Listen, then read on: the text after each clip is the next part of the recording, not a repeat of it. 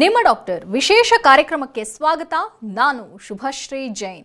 ಒತ್ತಡದ ಜೀವನ, ಬದಲಾಗ್ತಿರೋ ಜೀವನ ಶೈಲಿ, ಜನರಿಗೆ ನೂರಾರು ಆರೋಗ್ಯ ಸಮಸ್ಯೆ, ಯಾವ ಸಮಸ್ಯೆಗೆ ಯಾವ ಚಿಕಿತ್ಸೆ ಅನ್ನೋದೇ ದೊಡ್ಡ ಚಿಂತೆ. ಇಂತಹ ಸಮಸ್ಯೆ ಇರೋರಿಗೆ ಒಂದೇ ವೇದಿಕೆಯಲ್ಲಿ ಸಿಗುತ್ತೆ ಉತ್ತರ. ಇದೇ ಟಿವಿ9ನ ವಿಶೇಷ ಕಾರ್ಯಕ್ರಮ ನಿಮ್ಮ ಡಾಕ್ಟರ್.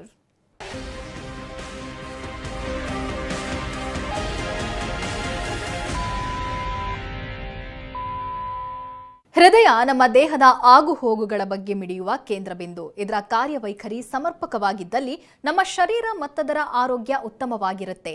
ಹೃದಯದಲ್ಲಿರುವ 4 ಕವಾಟಗಳು ತಮ್ಮ ಸಂಕುಚಿತ ಮತ್ತು ಹಿಗ್ಗುವ ಪ್ರಕ್ರಿಯೆಯಿಂದ ರಕ್ತನಾಳಗಳ ಮೂಲಕ ಶುದ್ಧ ರಕ್ತವನ್ನ ದೇಹದ ಇನ್ನಿತರ ಭಾಗಕ್ಕೆ ಹರಿದು ಬಿಡುತ್ತೆ. ಇಂತಹ ಅತಿ ಮುಖ್ಯ ಅಂಗದ ಕಾರ್ಯವೈಖರಿ ಏರುಪೇರಾದಲ್ಲಿ ಹೃದಯ ಕಾಯಿಲೆಯಿಂದ ಬಳಲಬೇಕಾಗುತ್ತೆ. ಹೃದಯದ ಕಾಯಿಲೆ ವಯಸ್ಸಾದವರಲ್ಲಿ ಮಾತ್ರವಲ್ಲ, ಈಗಿನ ಯುವಜನತೆಯಲ್ಲೂ ಕೂಡ ಅತಿ ಹೆಚ್ಚಾಗಿ ಕಂಡುಬರ್ತಿದೆ. ಇದರ ಜೊತೆಗೆ ಮಹಿಳೆಯರಲ್ಲಿ ಹೃದಯ ಸಂಬಂಧಿ ಕಾಯಿಲೆ ಕಾಣಿಸೋದು ಅತಿ ವಿರಳ ಅಂತಲೇ ಹೇಳಲಾಗ್ತಿತ್ತು. ಆದ್ರೆ ಈಗ ಮಹಿಳೆಯರಲ್ಲೂ ಕಾಣಿಸ್ತಿದೆ.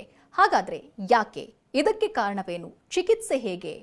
ಇದೆಲ್ಲದರ ಬಗ್ಗೆ ಹೆಚ್ಚಿನ ಮಾಹಿತಿ ನೀಡಲಿದ್ದಾರೆ ರಾಮಯ್ಯ ಮೆಮೋರಿಯಲ್ ಹಾಸ್ಪಿಟಲ್ನ ವೈದ್ಯರಾದ ಅನುಪಮಾ ವಿ ಹೆಗ್ಡೆ. ಡಾಕ್ಟರ್, ಕಾರ್ಯಕ್ರಮಕ್ಕೆ ಸ್ವಾಗತ. ನಮಸ್ಕಾರ ಡಾಕ್ಟರ್, ನಾವು ಮೊದಲೆಲ್ಲ ಅನ್ಕೋತಿದ್ವಿ ಹೃದಯಕ್ಕೆ ಸಂಬಂಧಪಟ್ಟ ಕಾಯಿಲೆ ಅಂತಂದ್ರೆ ಅದು ಪುರುಷರಿಗೆ ಸಂಬಂಧಪಟ್ಟ ಕಾಯಿಲೆ ಅಂತ. ಆದರೆ ಇತ್ತೀಚಿನ ದಿನಗಳಲ್ಲಿ ಮಹಿಳೆಯರಲ್ಲೂ ಕೂಡ ಈ ಹೃದಯಕ್ಕೆ ಸಂಬಂಧಪಟ್ಟ ಕಾಯಿಲೆ ಕಾಣಿಸ್ತಾ ಇದೆ. ಯಾಕಾಗಿ? ಜೊತೆಗೆ ಮಹಿಳೆಯರಲ್ಲಿ ಕಾಣಿಸೋದು ಇತ್ತೀಚಿನ ದಿನಗಳಲ್ಲಿ ಮಾತ್ರ ಅಥವಾ ಮೊದಲು ಇತ್ತ? ಹೇಗೆ? ಈ ಬಗ್ಗೆ ಮಾಹಿತಿ ಇರಲಿಲ್ವಾ? ಹೇಗೆ? ಮುಂಚೆನೂ ಆಗ್ತಾ ಇತ್ತು, ಹೆಂಗಸರಲ್ಲೂ ಕೂಡ ಆಗ್ತಾ ಇದೆ. ಮುಂಚೆ ಗಂಡಸರಲ್ಲಿ ಜಾಸ್ತಿ ಅಂತ ಕಂಡ್ರೆ, ಯಾಕಂದರೆ ಅವರು ಹೆಚ್ಚಾಗಿ ತಪಾಸಣೆಗೆಲ್ಲ ಹೋಗ್ತಾ ಇದ್ರು, ಅವರಿಗೆ ತಿಳಿವಿರ್ತಿತ್ತು. ಆದರೆ ಈಗ ಹೆಂಗಸರಲ್ಲೂ ಅದರ ಬಗ್ಗೆ ಮಾಹಿತಿ ಬಂದಿದೆ, ಎಚ್ಚರಿಕೆ ಬರ್ತಾ ಇದೆ. ಹಾಗಾಗಿ ಅವರು ಕೂಡ ಚೆಕಪ್ ಬರ್ತಾ ಇದೆ. 2000 ಇಸ್ವಿಗೆ ಹೋಲಿಸಿದ್ರೆ ಈಗ 300 ಪಟ್ಟು ಹೆಂಗಸರಲ್ಲಿ ಕಾಯಿಲೆ ಜಾಸ್ತಿ ಇದೆ. ಸೊ ಮುಂಚೆ 1% ಇದ್ದರೂ ಈಗ 3.6 6.6%ವರೆಗೂ ಹೆಂಗಸರಲ್ಲಿ ಕಾಯಿಲೆ ಕಂಡು ಬರ್ತಾ ಇದೆ. ಈಗಿನ ಜೀವನ ಶೈಲಿ ಚೇಂಜ್ ಆಗಿದೆ. ಹೆಂಗಸರಲ್ಲಿ ಒತ್ತಡ, ಮಹಿಳೆ ಮನೆಯಲ್ಲೂ ದುಡಿಯುತ್ತಾಳೆ, ಹೊರಗೂ ದುಡಿತಾಳೆ. ಮತ್ತು ಈ ಕಾಂಪಿಟಿಷನ್, ನಾನು ಎಲ್ಲದರಿಂದ ಮುಂದೆ ಹೋಗಬೇಕು ಅನ್ನೋದು, ಆ ಸ್ಟ್ರೆಸ್ ಲೆವೆಲ್ಸ್, ಇದೆಲ್ಲದರಿಂದಲೂ ಹೆಂಗಸರಲ್ಲಿ ಕೂಡ ಕಾಯಿಲೆಗಳು ಜಾಸ್ತಿ ಆಗ್ತವೆ. ಹಾಗೆ ಈಗ ಅಧಿಕ ರಕ್ತದ ಅಥವಾ ಹೈ BP, ಶುಗರ್ ಅಥವಾ ಮಧುಮೇಹ ರೋಗ ಎಲ್ಲ ಜಾಸ್ತಿ ಆಗ್ತಾ ಇರೋದ್ರಿಂದ ಹೆಂಗಸರಲ್ಲೂ ಕೂಡ ಈ ಕಾಯಿಲೆಗಳು ಜಾಸ್ತಿ ಆಗ್ತಾ ಇದೆ. ಓಕೆ ಡಾಕ್ಟರ್, ಇನ್ನು ಸಿಂಪ್ಟಮ್ಸ್ ಬಗ್ಗೆ, ಲಕ್ಷಣಗಳ ಬಗ್ಗೆ ಹೇಳೋದಾದರೆ, ಪುರುಷರಲ್ಲಿ ಯಾವ ಲಕ್ಷಣಗಳು ಗೋಚರಿಸುತ್ತೋ ಮಹಿಳೆಯರಲ್ಲೂ ಕೂಡ ಅದೇ ಲಕ್ಷಣಗಳಿರುತ್ತಾ ಅಥವಾ ಬೇರೆ ಏನಾದರೂ ಗೋಚರಿಸುತ್ತಾ? ಹೇಗೆ? 50% ಮಹಿಳೆಯರಲ್ಲಿ, ಪುರುಷರಲ್ಲಿ ಏನು ಲಕ್ಷಣ ಅಂದರೆ ಎದೆ ನೋವು, ದವಡೆ ನೋವು, ಭುಜದ ನೋವು ಕಂಡು ಬರ್ಬೋದು. ಉಳಿದ 50% ಹೆಂಗಸರಲ್ಲಿ ನಾವು ಏಟಿಪಿಕಲ್ ಸಿಂಪ್ಟಮ್ಸ್ ಅಂತ ಹೇಳ್ತೀವಿ, ಅಥವಾ ಅಸಹಜ ಲಕ್ಷಣಗಳು ಅಂತ. ಅದಂದರೆ ಅಧಿಕ ಬೆವರುವುದು, ಇಲ್ಲ ಉಸಿರಾಟದಲ್ಲಿ ಏರುಪೇರಾಗುವುದು, ಎದೆ ಬಡಿತ ಜಾಸ್ತಿ ಆಗುವುದು, ಇಲ್ಲ ವಾಂತಿ ಬರೋಂಗಾಗೋದು, ಅಸಿಡಿಟಿ ಥರ ಸಿಂಪ್ಟಮ್ಸ್.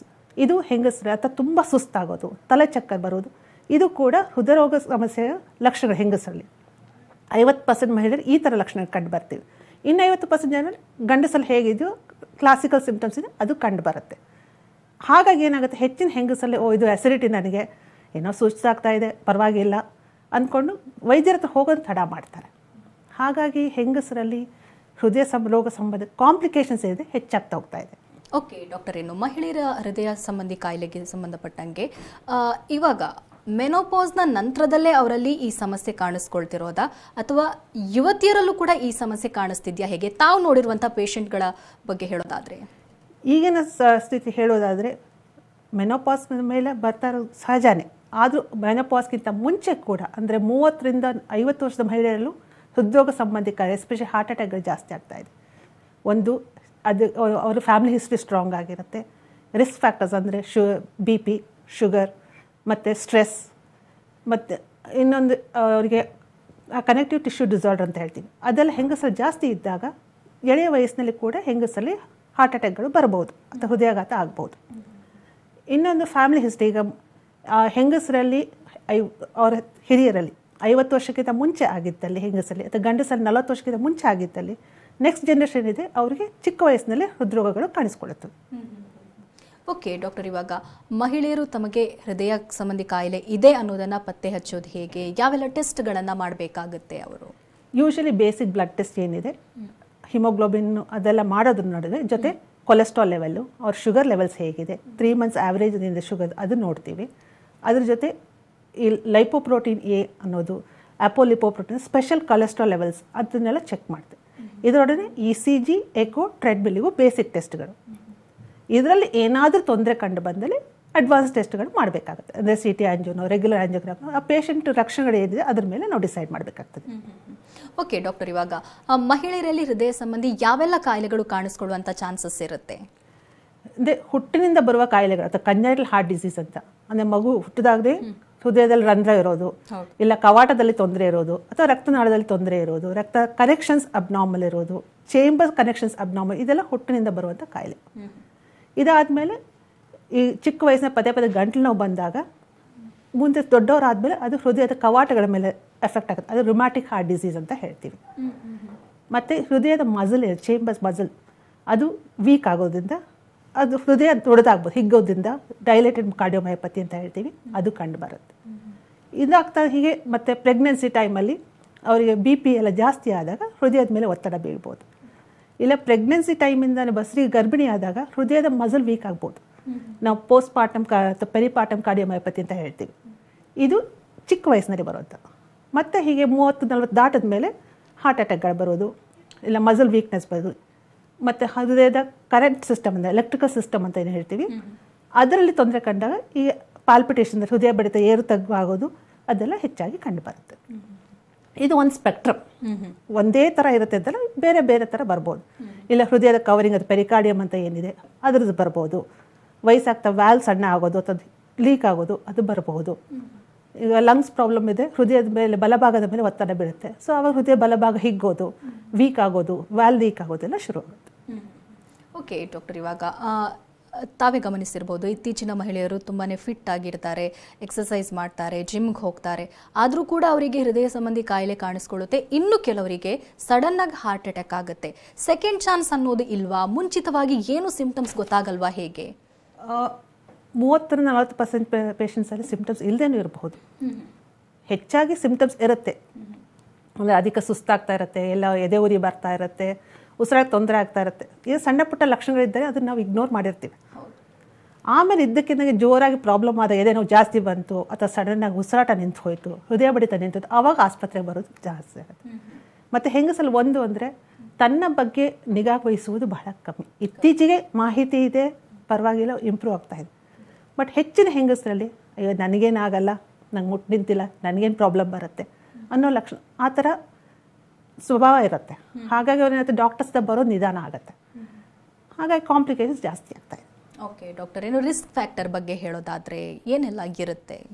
ಒಂದು ನಾವೀಗ ಕಾಮನೆಸ್ ರಿಸ್ಕ್ ಫ್ಯಾಕ್ಟರ್ ಅಂದರೆ ಮಧುಮೇಹ ರೋಗ ಅಥವಾ ಡಯಾಬಿಟಿಸ್, ಅಧಿಕ ರಕ್ತದೊತ್ತಡ, high blood pressure, cholesterol level, abnormal cholesterol ಜಾಸ್ತಿ ಇರುವುದು, ಒಳ್ಳೆಯ ಕೊಬ್ಬಿನಾಂಶ ಕಮ್ಮಿ ಇರುವುದು, ಮತ್ತು ಇದು ಕನೆಕ್ಟಿವ್ ಟಿಶ್ಯೂ ಡಿಸಾರ್ಡರ್ಸ್ ಅಂತ ಹೇಳ್ತೀವಿ, ಜೆನೆಟಿಕ್ ಡಿಸಾರ್ಡರ್ ಅಂದರೆ ಹೆರಿಡಿಟ್ರಿ ಆಗಿ ಬರುವಂಥದ್ದು, ಇವು ಮೇನ್.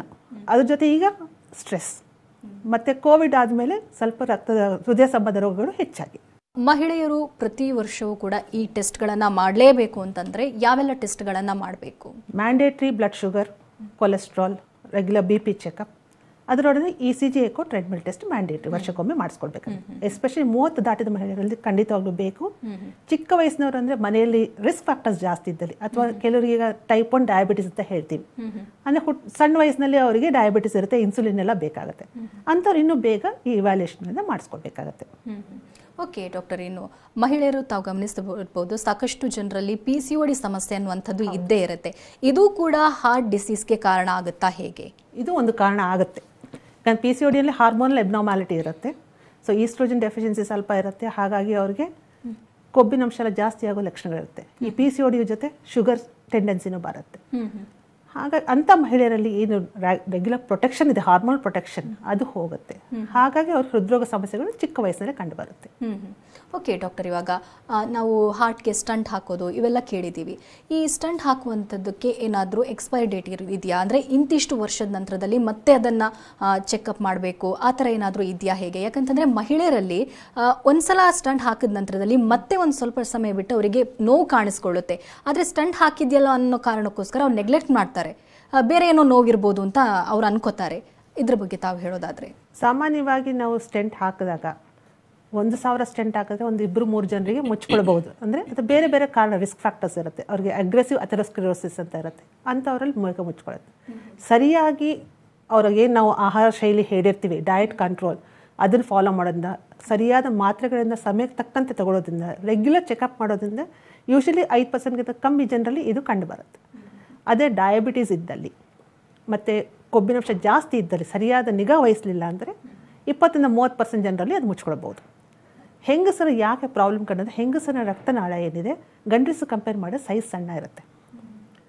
ಮತ್ತು ಈ ಏಟಿಪಿಕಲ್ ಸಿಂಪ್ಟಮ್ಸ್ ಇರೋದು ಹೆಂಗಸರು ಬರೋದು ಲೇಟ್ ಆದ್ದರಿಂದ ಆಲ್ರೆಡಿ ಆ ರಕ್ತನಾಳ ಫುಲ್ ಸಣ್ಣ ಆಗಿಬಿಟ್ಟಿರುತ್ತೆ. ನಾವು ಸ್ಟೆಂಟ್ ಹಾಕಿದ್ರು ಕೂಡ ಅದನ್ನು ನಾವು ಆಪ್ಟಿಮಲ್ ರಿಸಲ್ಟ್ಸ್ ಬಂದರೂ ಈಗ ಒಂದು ಕಡೆದ ಹಿಗ್ಗಿರುತ್ತೆ, ಕೆಳಗಡೆ ಎಲ್ಲ ಸಣ್ಣ ಆಗಿರುತ್ತೆ. ಹಾಗಾಗಿ ಪದೇ ಪದೇ ಅವ್ರಿಗೆ ಎದೆನೋ ಬರೋ ಚಾನ್ಸಸ್ ಜಾಸ್ತಿ ಆಗುತ್ತೆ. ಓಕೆ ಡಾಕ್ಟರ್, ತಾವು ಹೇಳಿದ್ರಿ ರಕ್ತನಾಳ ಸಮಸ್ಯೆ ಅಂತ. ಸೊ ವೆರಿಕೋಸ್ ವೇನ್ಸ್ ಅನ್ನುವಂಥದ್ದು ಈ ಮೆನೋಪಾಸ್ನ ನಂತರದಲ್ಲಿ ಮಹಿಳೆಯರಲ್ಲಿ ಹೆಚ್ಚಾಗಿ ಕಾಣಿಸ್ಕೊಳ್ಳೋದಕ್ಕೆ ಶುರುವಾಗುತ್ತೆ ಕಾಲಲ್ಲೆಲ್ಲ. ಸೊ ಇದು ಹಾರ್ಟಿಗೆ ಏನಾದರೂ ಸಮಸ್ಯೆ ತಂದೊಡ್ಬಹುದಾ ಹೇಗೆ? ಸಾಮಾನ್ಯ ವೆರಿಕೋಸ್ ವೇನ್ ಪರ್ಸೆ ತೊಂದರೆ ಕೊಟ್ಟಲ್ಲ, ಆದರೆ ಅಲ್ಲಿಂದ ಏನಾಗುತ್ತೆ, ಅದು ರಕ್ತ ಸರಿಯಾಗಿ ಹರಿಯದೇ ಇರೋದ್ರಿಂದ ಕಾಲು ಊತ ಎಲ್ಲ ಬರುತ್ತೆ. ಅದು ಫ್ಲೂಯಿಡ್ ಕಲೆಕ್ಷನ್ ಆಗುತ್ತೆ. ಯಾವಾಗ ಫ್ಲೂಯಿಡ್ ಕಲೆಕ್ಷನ್ ಆಗುತ್ತೆ ಜಾಸ್ತಿ ಆಗುತ್ತೋ ಆವಾಗ ಒತ್ತಡ ಬೀಳ್ಬೋದು. But varicose vein per se is not the primary cause the heart problem. Okay doctor, ಇನ್ನು ಹೃದಯ ಸಂಬಂಧಿ ಕಾಯಿಲೆ ಏನಾದರೂ ಮಹಿಳೆಯರಲ್ಲಿ ಕಾಣಿಸ್ಕೊಂಡ್ರೆ ಅವರಿಗೆ ಟ್ರೀಟ್ಮೆಂಟ್ ಹೇಗೆ ಯಾವ ರೀತಿಯಾಗಿ ಟ್ರೀಟ್ ಮಾಡ್ತೀರಾ? ಹೆಂಗಸರಲ್ಲೂ ಗಂಡಸರ ಟ್ರೀಟ್ಮೆಂಟಲ್ಲಿ ಏನು ವೇರಿಯೇಷನ್ ಇಲ್ಲ. ಫಸ್ಟು ಅವ್ರಿಗೆ ಏನು ಪ್ರಾಬ್ಲಮ್ ಇದೆ ಅಂತ ನೋಡಲಿಕ್ಕೆ ಬ್ಲಡ್ ಟೆಸ್ಟು, ECG ಎಲ್ಲ ಮಾಡಿ ನೋಡ್ತೀವಿ. ಎಲ್ಲಿ ಅವಶ್ಯಕತೆ ಟ್ರೆಡ್ಮಿಲ್ ಟೆಸ್ಟ್ ಮಾಡ್ತೀವಿ. ಈಗ ಹಾರ್ಟ್ ಅಟ್ಯಾಕ್ ಆಗಿ ಬಂದರೆ ಹೆಂಗಸಲ್ಲ ECGಯಲ್ಲಿ ಗೊತ್ತಾಗುತ್ತೆ ಇದು ಹೃದಯಾಘಾತ ಆಗಿದೆ ಅಂತ. ಮತ್ತು ಐಡಿಯಾ ಬರುತ್ತೆ ಯಾವ ರಕ್ತನಾಳ ಬ್ಲಾಕ್ ಆಗಿದೆ ಅಂತ ಐಡಿಯಾ ಬರುತ್ತೆ. ಮತ್ತು ಎಕೋ ಮಾಡೋದು ಎಷ್ಟು ಮಟ್ಟಿಗೆ ಡ್ಯಾಮೇಜ್ ಆಗಿದೆ ಅಂತ ಗೊತ್ತಾಗುತ್ತೆ. ಹಾಗೆ ಹೆಂಗಸರು ಬಂದ ಉಡನೆ ಹಾಸ್ಪಿಟ್ಲಿಗೆ ಬಂದ ತಕ್ಷಣ ಫಸ್ಟ್ ECG ಮಾಡ್ತೀವಿ. ECG ಹಾರ್ಟ್ ಅಟ್ಯಾಕ್ ಕಂಡು ಬಂದರೆ ಅವ್ರಿಗೆ 2 ಆಪ್ಷನ್ ಟ್ರೀಟ್ಮೆಂಟ್ ಇರುತ್ತೆ. ಒಂದು ಇಂಜೆಕ್ಷನ್ ಕೊಡೋದು, ಸ್ಟೆಪ್ಟೋಕೈನೇಸ್, ನಾವೇನು ಫೈಬ್ರೋಲೈಟಿಕ್ ಥೆರಪಿ ಅಥವಾ ಥ್ರಾಂಬೋಲೈಟಿಕ್ ಥೆರಪಿ ಅಂತ ಹೇಳ್ತೀವಿ. ಅದು ರಕ್ತದ ಹೆಪ್ಪುಕಟ್ಟನ್ನು ಕರಗಿಸುವಂಥ ಇಂಜೆಕ್ಷನ್. ಅದು ಸಾಮಾನ್ಯವಾಗಿ ಹೃದಯಾಘಾತ ಆಗಿ 2-6 ಗಂಟೆಯೊಳಗೆ ಬಂದರೆ ಅದರ ಎಫಿಕಸಿ ಚೆನ್ನಾಗಿರುತ್ತೆ. ಆದರೆ 100% ಎಫಿಕೇಷಿಯಸ್ ಅಂದರೆ ಎಮರ್ಜೆನ್ಸಿ ಆಂಜಿಯೋಪ್ಲಾಸ್ಟಿ ಮಾಡೋದು. ಆಂಜಿಯೋಪ್ಲಾಸ್ಟಿ ಅಂದರೆ ಹೃದಯ ರಕ್ತನಾಳಕ್ಕೆ ಎಲ್ಲಿ ಬ್ಲಾಕ್ ಇದೆ ಬಲೂನ್ ಹಾಕಿ ಓಪನ್ ಮಾಡಿ ಸ್ಟೆಂಟ್ ಹಾಕೋದು ಆಂಜಿಯೋಪ್ಲಾಸ್ಟಿ ಅಂತ ಕರಿತೀವಿ. So best results, 100% accurate results ಅಂದರೆ ಆಂಜಿಯೋಪ್ಲಾಸ್ಟಿ.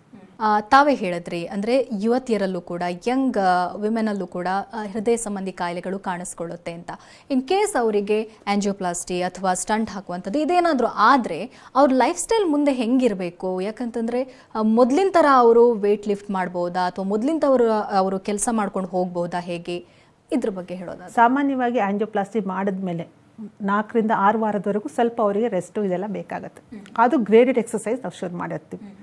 ಹೆಚ್ಚಿನ ಮಹಿಳೆಯರು 4 ವಾರದೊಳಗೆ ತಮ್ಮ ನಾರ್ಮಲ್ ಜೀವನ ಶೈಲಿ ಬರ್ತಾರೆ. ಅವು ಭಾರ ಎತ್ತೋದಾಗಲಿ, ಮಕ್ಕಳನ್ನ ಎತ್ತೋದಾಗಲಿ, ಕೆಲಸ ಮಾಡೋದಾಗಲಿ ಎಲ್ಲ ಮಾಡ್ಬೋದು. ಕೆಲವರಿಗೆ ಹಾರ್ಟ್ ಅಟ್ಯಾಕ್ ಆದಾಗ ಮ್ಯಾಸಿವ್ ಡ್ಯಾಮೇಜ್ ಇರುತ್ತೆ, ಹಾರ್ಟ್ ಪಂಪಿಂಗ್ ಕಮ್ಮಿ ಇರುತ್ತೆ. ಅಂಥವರಿಗೆ ನಾವು ಸ್ವಲ್ಪ ರೆಸ್ಟ್ರಿಕ್ಷನ್ಸ್ ಹೇಳ್ತೀವಿ. ಯೂಶಲಿ ಹಾರ್ಟ್ ಪಂಪಿಂಗ್ ಎಲ್ಲ ನಾರ್ಮಲಾಗಿ ರಿಕವರ್ ಆಗಿದ್ದು ಎದೆ ನೋವೆಲ್ಲ ಏನೂ ಇಲ್ಲ ಅಂದರೆ 4 ವಾರದ ನಂತರ ಅವರು ಎಲ್ಲ ಕೆಲಸಗಳನ್ನು ಮಾಡಲಿಕ್ಕಾಗತ್ತೆ. ಮುಂದೆ ಕೆಲವರು ಗರ್ಭಿಣಿ ಆಗೋಕ್ಕಿಂತ ಮುಂಚೆನೇ ಆಗಿರುತ್ತೆ, ಆವಾಗ ಕೂಡ ಅವ್ರು ಗರ್ಭಿಣಿಯರಾಗ್ಬೋದು. ಬಟ್ ಕೆಲವು ಮೆಡಿಸಿನ್ಸ್ ಡಾಕ್ಟರ್ಸ್ ಮಾಡಿಫೈ ಮಾಡಬೇಕಾಗತ್ತೆ ಮಗುವಿಗೆ ತೊಂದರೆ ಆಗದೆ ಇದ್ದಾಗ. ಓಕೆ ಡಾಕ್ಟರ್, ಇವಾಗ ಇನ್ ಕೇಸ್ ಅವರು ಪ್ರೆಗ್ನೆನ್ಸಿ ಟೈಮಲ್ಲಿ ಅವ್ರಿಗೆ ಹಾರ್ಟ್ ಸಮಸ್ಯೆ ಕಾಣಿಸ್ಕೊಂಡ್ರೆ ಮಗುಗೂ ಕೂಡ ಕಾಣಿಸ್ಕೊಳ್ಳೋಂಥ ಚಾನ್ಸಸ್ ಇರುತ್ತಾ ಹೇಗೆ? ಇನ್ ಕೇಸ್ ಕಾಣಿಸ್ಕೊಂಡ್ರೆ ಆ ಟೈಮಲ್ಲಿ ಏನಾದರೂ ಟೆಸ್ಟ್ಗಳಿದಾವ ಹೇಗೆ?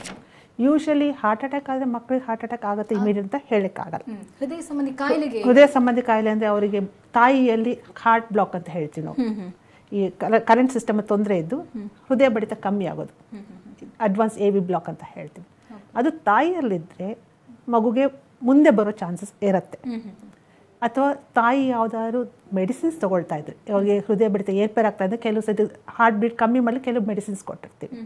ಆ ಮೆಡಿಸಿನ್ ಮಗುವಿನ ಹೃದಯ ಬಡಿತದ ಮೇಲೆ ಇದು ಮಾಡ್ಬೋದು. ಸೊ ಅದನ್ನು ಫೀಟಲ್ ಎಕೋ ಮಾಡಿದಾಗ ಗೊತ್ತಾಗುತ್ತೆ ನಮಗೆ. ಫೀಟಲ್ ಎಕೋನಲ್ಲಿ ಈಗ ಗೊತ್ತಾಗುತ್ತೆ ಮಕ್ಕಳಿಗೆ ಹಾರ್ಟ್ ಬೀಟ್ ಕಮ್ಮಿ ಆಗ್ತಾ ಇದೆಯಾ ಅಂತ, ಆವಾಗ ನಾವು ಮಾಡಿಫೈ ಮಾಡ್ಬೋದು. ಓಕೆ ಡಾಕ್ಟರ್, ಇನ್ನು ಹಾರ್ಟ್ ಫೇಲ್ಯೂರ್ ಹಾಗೆಯೇ ಹಾರ್ಟ್ ಅಟ್ಯಾಕ್ ಸಾಮಾನ್ಯವಾಗಿ ನಾವೆಲ್ಲರೂ ಅಂದ್ಕೊಂಡಿದ್ದೀವಿ ಎರಡೂ ಕೂಡ ಒಂದೇ ಅಂತ. ಎರಡಕ್ಕೆ ಡಿಫ್ರೆನ್ಸ್ ಇದೆಯಾ ಹೇಗೆ? ಹಾರ್ಟ್ ಫೇಲ್ಯೂರ್ ಅಂದರೆ ಹೃದಯ ತನ್ನ ಕೆಲಸವನ್ನು ಸರಿಯಾಗಿ ನಿರ್ವಹಿಸಲಾಗ್ತಾ ಇಲ್ಲ ಅಂತ, ಹಾರ್ಟ್ ಪಂಪ್ ಸರಿಯಾಗಿ ಆಗ್ತಾ ಇಲ್ಲ ಅಂತ. ಅಂದರೆ ಹೃದಯದ ಮಸಲ್ ಏನಿದೆ ಅದು ವೀಕ್ ಆಗಿರೋದ್ರಿಂದ ಹಾರ್ಟ್ ಪಂಪಿಂಗ್ ಸರಿಯಾಗೋದಿಲ್ಲ, ದೇಹಕ್ಕೆ ರಕ್ತ ಸಂಚಲನ ನಾರ್ಮಲ್ ಆಗಿ ಆಗೋದಿಲ್ಲ. ಅದನ್ನು ಹಾರ್ಟ್ ಫೇಲ್ಯೂರ್ ಅಂತ ಕರಿತೀವಿ. ಹಾರ್ಟ್ ಅಟ್ಯಾಕ್ ಅಂದರೆ ಹೃದಯಕ್ಕೆ ಸಪ್ಲೈ ಮಾಡೋ ರಕ್ತನಾಳ ಏನಿದೆ, ನಾವು ಕೊರೊನರೀಸ್ ಅಂತ ಹೇಳ್ತೀವಿ, ಅದರಲ್ಲಿ ಬ್ಲಾಕೇಜ್ ಬರೋದ್ರಿಂದ 100% ಬ್ಲಾಕ್ ಆದಾಗ ಅದು ಹಾರ್ಟ್ ಅಟ್ಯಾಕ್ ಆಗುತ್ತೆ. ಹಾರ್ಟ್ ಅಟ್ಯಾಕ್ ಆದ ಅದರ ಕಾನ್ಸಿಕ್ವೆನ್ಸ್ ಆಗಿ ಹಾರ್ಟ್ ಫೇಲ್ಯೂರ್ ಆಗ್ಬೋದು. But heart attack, heart failure ಎರಡೂ ಒಂದೇ ಅಲ್ಲ. ಓಕೆ ಓಕೆ ಡಾಕ್ಟರ್, ಇನ್ನು ತಾವು ನೋಡಿರುವಂತಹ ಎನಿ ಸ್ಪೆಷಲ್ ಕೇಸಸ್ ಬಗ್ಗೆ ಹೇಳೋದಾದರೆ? ಸ್ಪೆಷಲ್ ಕೇಸ್ ಅಂದರೆ ಒಂದು ಗರ್ಭಿಣಿ ಬರ್ತಾನೆ ಹಾರ್ಟ್ ಪಂಪಿಂಗ್ ಎಲ್ಲ ಕಮ್ಮಿ ಇತ್ತು, ಇನ್ನು 8 ತಿಂಗಳೇನೋ ಆಗಿತ್ತು. ಸೊ ಆವಾಗ ಉಪ್ಸಾಲ ಇತ್ತು. ತಾಯಿನ ಸ್ಟೆಬ್ಲೈಸ್ ಮಾಡಿ ಇನ್ನೊಂದು 2 ವಾರದಲ್ಲಿ ಮಗುನ ನಾರ್ಮಲಾಗಿ ಡೆಲಿವರಿ ಮಾಡಿ, ಅದಾದಮೇಲೆ ತಾಯಿ ಮೆಡಿಸಿನ್ಸ್ ಎಲ್ಲ ಕೊಟ್ಟ ಮೇಲೆ ಆಕೆಗೆ ನಾರ್ಮಲ್ ಹಾರ್ಟ್ ಪಂಪಿಂಗ್ ಎಲ್ಲ ಬಂದಿದೆ. ಇದೊಂದು. ಇನ್ನೊಂದು ತೀರಾ ಚಿಕ್ಕ ವಯಸ್ಸಿನಲ್ಲೇ ಈ ಕಂಜೈನಲ್ ಹಾರ್ಟ್ ಡಿಸೀಸ್ SLE ಅಂತ ಒಂದು ಪೇಷಂಟಿಗಿತ್ತು. 15 ವರ್ಷದ ಹುಡುಗಿ ಹೃದಯಾಘಾತ ಆಗಿ ಬಂದಿತ್ತು. ಯಾಕಂದರೆ ಅವರಲ್ಲಿ ಕ್ಲಾಟಿಂಗ್ ಟೆಂಡೆನ್ಸಿ ಬಹಳ ಇರುತ್ತೆ. ಸೊ ಅವ್ರಿಗೆ ಆಂಜಿಯೋಪ್ಲಾಸ್ಟಿ ಮಾಡಿ ಆ ಹುಡುಗಿ she is leading a normal life. So these are some cases which we see regularly. SLE ಎಲ್ಲ ಇದೆ, ಬಟ್ ಪೆರಿಪಾರ್ಟಮ್ ಮತ್ತು ಪೋಸ್ಟ್ಪಾರ್ಟಮ್ ಕಾರ್ಡಿಯೋಮಯೋಪತಿಯನ್ನು ನಾವು ಸಹಜವಾಗಿ ನೋಡ್ತಾ ಇದ್ದೀವಿ. ಸೊ ಅಂಥವರಿಗೆ ನಾವು ಟ್ರೀಟ್ಮೆಂಟ್ ಕೊಡೋದ್ರಿಂದ ಮುಂದೆ ಅವ್ರಿಗೆ ಹಾರ್ಟ್ ಪಂಪಿಂಗ್ ಇಂಪ್ರೂವ್ ಆಗಿ ಕೆಲವ್ರಿಗೆ 2ನೇ ಸತಿ ಗರ್ಭಧಾರಣೆ ಮಾಡಿ ಡೆಲಿವರಿ ಆಗಿದ್ದು ಇದೆ. ಅಂದರೆ ಡಾಕ್ಟರ್, ಇವಾಗ ಇನ್ ಕೇಸ್ ಅವರು ಫಸ್ಟ್ ಪ್ರೆಗ್ನೆನ್ಸಿ ಟೈಮಲ್ಲಿ ಅವ್ರಿಗೆ ಹಾರ್ಟ್ ಸಮಸ್ಯೆ ಕಾಣಿಸ್ಕೊಂಡ್ರೆ ಸೆಕೆಂಡ್ ಪ್ರೆಗ್ನೆನ್ಸಿ ಮಾಡಬಾರ್ದು ಅನ್ನುವಂಥದ್ದು ಏನಾದರೂ ಇದೆಯಾ? ಹೇಗೆ? ಈಗ ನಾನು ಹೇಳಿದಾಗ ಹಾರ್ಟ್ ಪಂಪಿಂಗ್ ಕಮ್ಮಿ ಇದ್ದರೆ ಅಥವಾ ಕವಾಟಗಳು ವ್ಯಾಲ್ವ್ಸ್ ಅಂತ ಏನು ಹೇಳ್ತೀವಿ ಅದು ನ್ಯಾರೋಯಿಂಗ್ ಇದ್ದರೆ, ಸೊ ಅಂಥವರಲ್ಲಿ ಸೆಕೆಂಡ್ ಪ್ರೆಗ್ನೆನ್ಸಿಯಲ್ಲಿ ರಿಸ್ಕ್ ಜಾಸ್ತಿ ಆಗುತ್ತೆ. ಸೊ ಈಗ ಕವಾಟ ತೊಂದರೆ ಇದ್ದಾಗ ಸೆಕೆಂಡ್ ಪ್ರೆಗ್ನೆನ್ಸಿ ಪ್ಲ್ಯಾನ್ ಮಾಡಬೇಕಂದ್ರೆ ಆ ಕವಾಟ ಪ್ರಾಪರ್ ಟ್ರೀಟ್ಮೆಂಟ್ ಆಗಬೇಕು. ಅಂದರೆ ಈಗ ಅದೇ ಬಲೂನ್ ಆಂಜಿಯೋಪ್ಲಾಸ್ಟಿ ಥರ ಮಾಡಿ ಕವಾಟಗಳನ್ನು ದೊಡ್ಡದು ಮಾಡೋದು, ಅಥವಾ ವ್ಯಾಲ್ ಬದಲಿಸೋದು, ಅಥವಾ ವ್ಯಾಲ್ ರೀಪ್ಲೇಸ್ಮೆಂಟ್. ಸೊ ಈ ಥರ ಮಾಡಿಸ್ಕೊಂಡು ರಿಕವರ್ ಆದಮೇಲೆ ಸೆಕೆಂಡ್ ಪ್ರೆಗ್ನೆನ್ಸಿ ಪ್ಲ್ಯಾನ್ ಮಾಡ್ಬೋದು. ಓಕೆ ಡಾಕ್ಟರ್, ಇವಾಗ ತಾವೇ ಹೇಳಿದ್ರಿ ಪ್ರೆಗ್ನೆನ್ಸಿ ಟೈಮಲ್ಲಿ ಹೃದಯ ಸಂಬಂಧಿ ಕಾಯಿಲೆ ಇದ್ದರೆ ಕಾಣಿಸ್ಕೊಂಡ್ರೆ ಗೊತ್ತಾಗುತ್ತೆ ಅನ್ನೋದು. ಸೊ ಈ ಹೃದಯ ಸಂಬಂಧಿ ಕಾಯಿಲೆ ಡೆಲಿವರಿಯ ನಂತರದಲ್ಲಿ ಕಾಣಿಸ್ಕೊಳ್ಳೋದಿಲ್ವಾ? ಹೇಗೆ? ಒಂದು ವೇಳೆ ಕಾಣಿಸ್ಕೊಂಡ್ರೂ ಕೂಡ ಲೈಫ್ ಟೈಮ್ ಅವರು ಟ್ಯಾಬ್ಲೆಟ್ಗೆ ಅಡಿಕ್ಟ್ ಆಗಿರಬೇಕಾಗುತ್ತಾ? ಹೇಗೆ? ಕೆಲವು ಪ್ರಾಬ್ಲಮ್ಸ್ಗೆ ಎಸ್. ಈಗ ಕೆಲವೊಮ್ಮೆ ಪ್ರೆಗ್ನೆನ್ಸಿ ಟೈಮಲ್ಲಿ BP ಜಾಸ್ತಿ, ಹೃದಯದ ಒತ್ತಡ ಬರುತ್ತೆ, ಅದು ಟ್ರಾನ್ಸಿಯೆಂಟ್ ಮೆಡಿಸಿನ್ಸಿಂದ ಕಮ್ಮಿ ಆಗ್ಬೋದು. ಬಟ್ ಕೆಲವರಿಗೆಲ್ಲ ಈ ಡೈಲೇಟೆಡ್ ಕಾರ್ಡಿಯೋಮಯೋಪತಿ ವೀಕ್ನೆಸ್ ಇರುತ್ತೆ, ಉಸಿರಾಡ್ಲಿಕ್ಕೆ ತೊಂದರೆ ಆಗುತ್ತೆ, ಅಂಥವ್ರಿಗೆ ಲೈಫ್ ಲಾಂಗ್ ಟ್ರೀಟ್ಮೆಂಟ್ ಬೇಕಾಗ್ಬೋದು.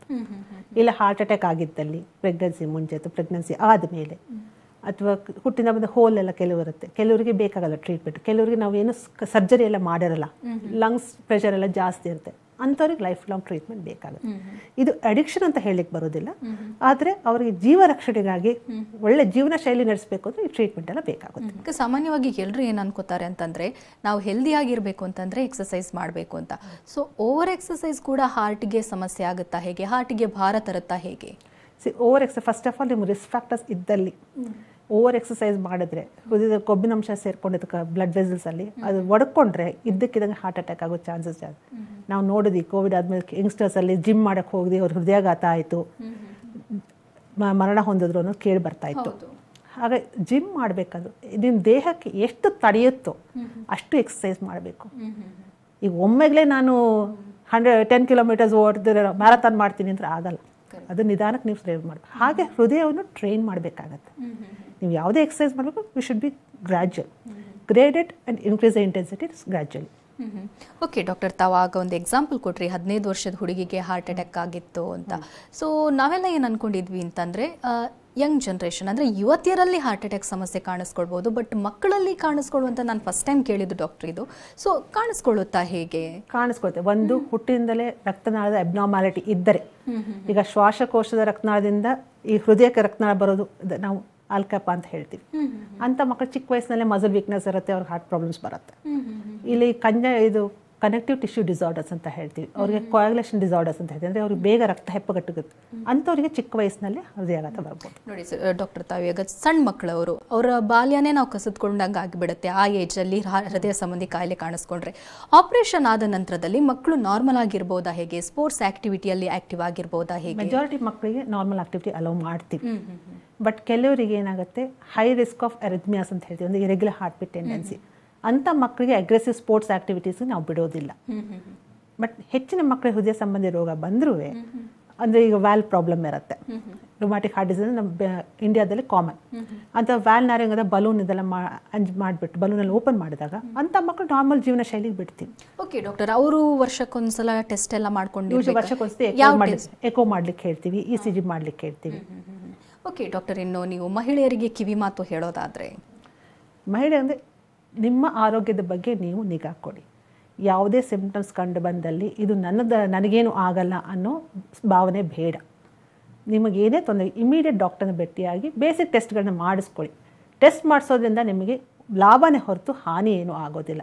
ಹೋದಾಕ್ಷಣ ಯಾರೂ ನಿಮಗೆ ಆಂಜಿಯೋಗ್ರಾಮ್ ಎಲ್ಲ ಹೇಳಲ್ಲ. Basic blood test ECG echo TMT ಮಾಡ್ತಾರೆ. ಅದರಿಂದ ನೀವು ಮುಂದೆ ಬರೋ ಚಾನ್ಸಸ್ ಇದ್ದರೆ ಕೂಡ ಏನು ಪ್ರಿಕಾಷನ್ಸ್ ತೊಗೊಳ್ಬೋದು ಅದನ್ನು ಮಾಡಬಹುದು. ಓಕೆ ಡಾಕ್ಟರ್, ಲೈಫ್ ಸ್ಟೈಲ್ ಬಗ್ಗೆ ಹೇಳೋದಾದರೆ ಡಾಕ್ಟರ್ ಇವಾಗ ಸಾಮಾನ್ಯವಾಗಿ ಹೇಳ್ತಾರೆ ದಿನಕ್ಕೆ ಇಷ್ಟೊತ್ತು ನಡಿಬೇಕು ಅಂತ. ಕೆಲವರು ಏನು ಹೇಳ್ತಾರೆ ಅಂತಂದರೆ ಸುಮ್ಮನೆ ನಡೆದ್ರೆ ಆಗಲ್ಲ, ಬಟ್ ನಿಮಗೆ ಯಾವಾಗ ಬೆವರೋಕ್ಕೆ ಶುರು ಆಗುತ್ತೆ ಆ ನಂತರದಲ್ಲಿ ಕೌಂಟ್ ಆಗೋದು ಅಂತ. ಅಂದರೆ ನೀವು 2 ಗಂಟೆ ನಡೆದ್ರು ನಿಧಾನಕ್ಕೆ ನಡೆದ್ರು ಅದರಿಂದ ಹೃದಯಕ್ಕೇನು ಯೂಸ್ ಇಲ್ಲ ಅಂತಾರೆ. ಇದು ನಿಜಾನ ಹೇಗೆ? ಅದು ಸತ್ಯ ಅಲ್ಲ. ಹನಿ ಹನಿ ಕುಡಿದ್ರೂ ಹಳ್ಳ. ನೀವು ಎಷ್ಟು ಎಕ್ಸಸೈಸ್ ಮಾಡ್ತೀರೋ ಅಷ್ಟು ಒಳ್ಳೆಯದು. ನಾವು ಹೇಳ್ತೀವಿ ವಾರಕ್ಕೆ 5 ದಿವಸ 45 ನಿಮಿಷ ಇಂಟೆನ್ಸಿವ್ ಅಗ್ರೆಸಿವ್ ಆ್ಯಕ್ಟಿವಿಟಿ ಅಥವಾ 30 minutes medium level activity for 7 days a week. So ಆ ಥರ ಮಾಡೋದ್ರಿಂದ ನಿಮಗೆ ಇದಾಗುತ್ತೆ. ಕೆಲವು ಅದೇ ಸ್ಪೀಡ್ ಈಗ ನೀವು ಎಕ್ಸಸೈಸ್ ಮಾಡೋರಿಗೆ, ಈಗ ಅಥ್ಲೀಟ್ ಇರ್ತಾರೆ, ಅವ್ರಿಗೆ they'll be running, the amount of exercise which induce sweating ಅವ್ರಿಗೂ ಸಾಮಾನ್ಯ ಮನುಷ್ಯರಿಗೂ ವ್ಯತ್ಯಾಸ ಇರುತ್ತೆ. ಹಾಗಾಗಿ you can not generalize the statement. ಇನ್ನೊಂದು ಭಾವನೆ ಇದೆ, ನಾವು ಮನೆಯಲ್ಲೇ ಓಡಾಡ್ಕೊಂಡಿದ್ದೀವಿ, ಕೆಲಸ ಮಾಡ್ತಾ ಇದ್ದೀವಿ, ಅದೇ ನಮ್ಗೆ ವಾಕಿಂಗ್ ಅನ್ನೋದು ತಪ್ಪು. ಬಟ್ ಆ ಆಕ್ಟಿವಿಟಿ ಜೊತೆ ಇದು ಅಡಿಷನಲ್ ಆಗಿ ನಾವು ಮಾಡ್ಬೋದು. So at least achieve 8,000 to 10,000 steps per day for younger individuals. Senior ಸಿಟಿಸನ್ಸ್ಗೆ 6,000 to 8,000 is fine. Doctor, thank you so much. ಮಹಿಳೆಯರಲ್ಲಿ ಹೃದಯ ಸಂಬಂಧಿ ಕಾಯಿಲೆ ಬಗ್ಗೆ ಸಾಕಷ್ಟು ಮಾಹಿತಿ ನೀಡಿದ್ರಿ. Thank you. Thank you. ವೀಕ್ಷಕರೇ, ಡಾಕ್ಟರ್ನ ನೇರವಾಗಿ ಭೇಟಿಯಾಗಬೇಕು ಅಂದರೆ ಅಡ್ರೆಸ್ ಪ್ಲೇಟ್ ಇಂತಿದೆ, ನೋಟ್ ಮಾಡ್ಕೊಳ್ಳಿ. ರಾಮಯ್ಯ ಮೆಮೋರಿಯಲ್ ಹಾಸ್ಪಿಟಲ್, ಹೊಸ BL ರೋಡ್, MS ರಾಮಯ್ಯ ನಗರ, MSRIT ಪೋಸ್ಟ್, ಬೆಂಗಳೂರು 560054. ದೂರವಾಣಿ ಸಂಖ್ಯೆ 08062153400. ಇದು ಇವತ್ತಿನ ನಿಮ್ಮ ಡಾಕ್ಟರ್. ನಿರಂತರ ಸುದ್ದಿಗಾಗಿ ನೋಡ್ತಾ ಇರಿ TV9.